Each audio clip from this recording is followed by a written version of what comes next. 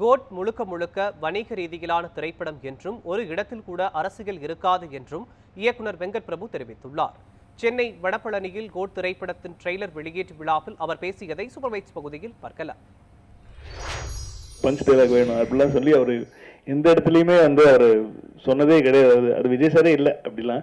இந்த படம் இந்த படம் ஒரு கமர்ஷியல் படம் தான். இந்த படம் அரசியல் படம் கிடையாது. அவரும் இந்த இடத்துல அதுக்கு அரசியல் பேசணும் அப்படிங்கிற எந்த இடமும் அவர் சொல்லலை.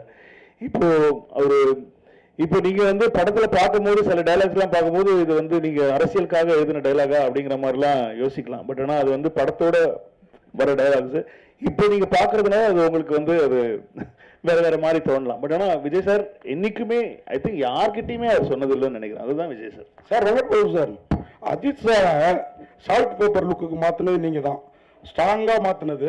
அதுக்கப்புறம் அவர் சால்ட் லுக்குக்கே மாறிட்டாரு. இப்ப விஜய் சாரையும் சால்ட் பேப்பர் லுக் என்னதான் அப்பா கேரக்டர்னாலும் அந்த லுக்கு கொண்டு வந்திருக்கீங்க.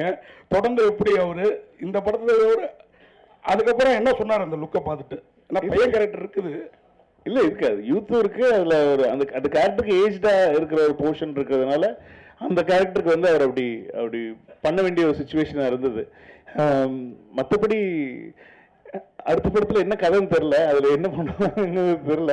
ஸோ அதனால அது பொறுத்து தான் பார்க்கணும். அது சார் இதில் நீங்கள் அரசியல் இல்லை அப்படின்னு சொன்னீங்க.